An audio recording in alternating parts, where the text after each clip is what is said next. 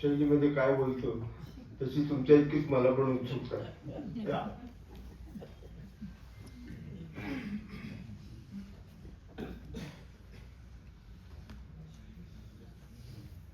नमस्कार.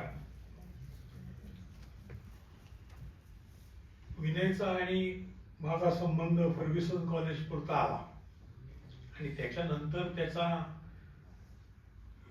मनातला जो अस्वस्थ आत्मा अनेक क्षेत्रामध्ये विविध ठिकाणी प्रगट होत गेला. त्याच्यावरनं मला आमच्या नाटकातल्या हॅमलेटच्या बापाच्या भूताची आठवण होती. ज्या ज्या वेगळ्या क्षेत्रामध्ये लोकांना काहीतरी एक ठोस विचार हवा असतो किंवा आर्टिक्युलेटेड मांडणी हवी असते, त्यावेळेला हे भूत प्रगट होतं आणि त्या त्या क्षेत्राला ती माहिती मिळते. हे पुस्तक अर्थातच मी काही अजून वाचलेलं नाही, अजून ते तयार व्हायचं होतं. त्याच्या आधी म्हटलं मी काय काय बोलू. फार फार तर मी माझ्या मी जो आठवणी वजा लेख लिहिलेला आहे, कारण मी काही कुठल्या सामाजिक चळवळीत नाही किंवा कुठल्याही राजकीय पक्षाचा भाग नाही. मी फक्त एक कलाकार म्हणून गेली 50-60 वर्ष काम करत आलेलो आहे. ते सुद्धा लोकप्रिय नसलेल्या क्षेत्रात काम करत आलेलो आहे, की ज्या नाटकाला लोकप्रिय अजिबात मिळत नाही. त्यातल्या त्यात लोकप्रियता मिळालेलं आमचं नाटक म्हणजे घाशीराम कोतवाल. ते 25 वर्षामध्ये फक्त 500 प्रयोग आम्ही केले. त्याच्या खालोखाल महानिर्वाण हे जर सोडलं तर बाकी लोकप्रिय असं काही आमच्या वाट्याला आलं नाही. तरी पण या क्षेत्रात आम्ही गेली 50-60 वर्ष आहोत. तर मी म्हटलं की फार फार तर मी माझ्या लेखातलं लेख वाचून दाखवत होतो, पण नाही पूर्ण वाचून दाखवू नको, नाही तर मग कोण पुस्तक घेणार नाही. तर शेवटी मी फक्त त्यातला एक परिच्छेद आहे तो वाचून दाखवेन. त्याचा आणि माझा संबंध आला तो जरी कॉलेज संपलं तरी त्याचा प्रेझेन्स जो होता महाराष्ट्राच्या सामाजिक आणि राजकीय चळवळीचा, तो प्रेझेन्सचा प्रवास मी बघत होतो, पण लांबून बघत होतो. त्याचा जो शेवटचा लेख आहे तो त्यांनी मला थोडासा वाचायला दिला होता. त्याच्यावरनं मला एक वाटलं की त्याच्या एका मताशी मी तितकासा सहमत नाही. त्यातल्या तो म्हणजे तो मुंबईहून आला आणि पहिल्यांदाच पुण्याला आला आणि तेव्हा त्याला असं वाटलं की पुणे हे खूप ब्राह्मणी गाव आहे आणि ते ब्राह्मण्य त्याला शाळेमध्ये सुद्धा सतत जाणवत होतं. त्या मताशी मी तितकासा संबंध नाही, ते पूर्वी असेल. परंतु ज्या काळामध्ये आम्ही शाळेत जात होतो किंवा कॉलेजमध्ये जात होतो, स्वातंत्र्य मिळून एक 20-22 वर्ष होत होती आणि ब्राह्मणेतरांची चळवळ ही महाराष्ट्रामध्ये आलेली होती. पुण्यामध्ये गाडगे जेधे मोरे अशी एक व्यवस्था त्यावेळेच्या सत्ता कारणात आलेली होती. त्याच्यामुळे तितकंस म्हणजे मी शनिवार पेठेत आमचं घर असून सुद्धा असं काही ब्राह्मणी वातावरण त्यावेळेला तितकंसं नव्हतं. त्याला एक प्रकारचा शृंग लागायची, चिरे ढासळायची वेळ झालेली होती. परंतु याला कदाचित मुंबईहून तो पुण्याला आल्यानंतर असं वाटत असेल की शाळेमध्ये किंवा एका त्यांनी म्हटलेलं आहे, एका पहिला वर्ग जो असायचा तो कोकणस्थ ब्राह्मणांचा असायचा, तुकडीचा, असं काही होतं असं मला तेव्हा स्मरत नाही. कारण आमच्या मी रवणबागेत होतो आणि रवणबागेत नूतन मराठीत होतो. माझा भाऊ तिथं होता, परंतु तुकडीत असतो. तर त्यावेळेला म्हणजे साधारणपणे ज्या तुकड्या पाडलेल्या असायच्या त्या गुणवत्तेनुसार पाडलेल्या असायच्या आणि त्याच्यात अनेक प्रकारची मुलं असायची. त्यावेळेला मला आठवतंय आमच्या शाळेचा विषय निघाला म्हणून सांगतो आणि मग मी एक छोटासा परिच्छेद वाचून संपवतो की ज्ञानप्रबोधिनी आणि ज्ञानप्रबोधिनीचे आपले पेंडसे सरांचा एक दबदबा तेव्हा सुरू झाला होता आणि हुशार त्यात मी नव्हतो, संतोष दास्ताने इथं आहे माझा मित्र, तो त्या गटात होता. तर त्याला सुरुवातीला क्लासेस असायचे शाळा निघायच्या आधी, तर तेव्हा ती हुशार मुलं निवडून त्या शाळेत जायची. ह्याला आमचे सर कुरुवर ओळेकर यांचा विरोध होता.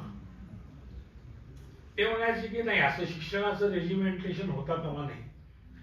शिक्षण हे सगळे ते आणि मला वाटतं की शाहू पटवर्धन या दोघांचा त्याला विरोध होता. ते स्वरूप वर्धिनीचं काम करायचे झोपडपट्टीत. आणि हे सगळं काय म्हणतात त्याला, RSS चे लोक सगळे आम्हाला कंट्रोल करत होते. आमच्या घरी अजिबात तसं वातावरण नव्हतं.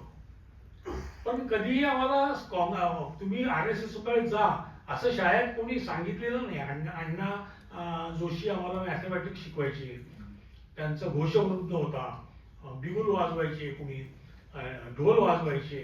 परंतु त्या संघामध्ये जा असं तेव्हा कोणी सांगितलं नाही. तो उदाहरण म्हणजे तो उदारमतवाद जो होता तो तेव्हा त्याचा एक आढावा या पुस्तकात असावा असं आता सांगितलं. माझ्या पुढे प्रश्न आहे की 2014 नंतर हा जो उदारमतवादाचा जो पलीकडे जो अग्रसर गेला त्याच्याविषयी आपण काय करणार आहोत आणि आपल्या पुढच्या पिढीला आपण कुठला देश देणार आहोत हा खरा प्रश्न आहे. हे जे आता झालेलं आहे ते आमच्या पिढीचं जे काय आहे ते संचित किंवा काय त्याच्याबद्दलचा भाग आहे.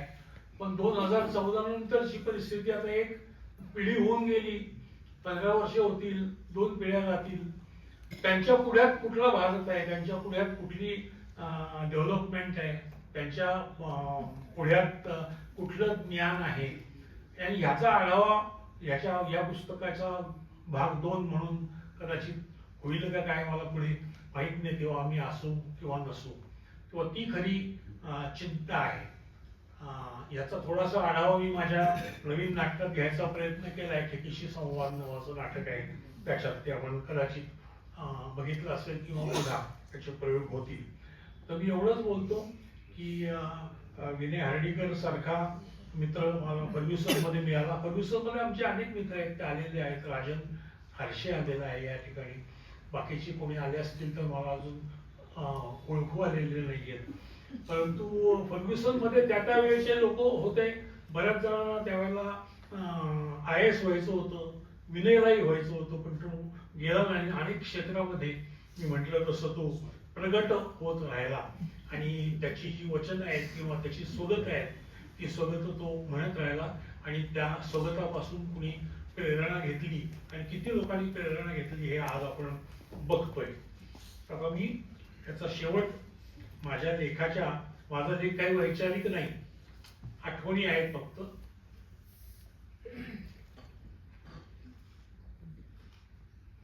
त्यातला पहिला परिच्छेद फक्त मी वाचतो.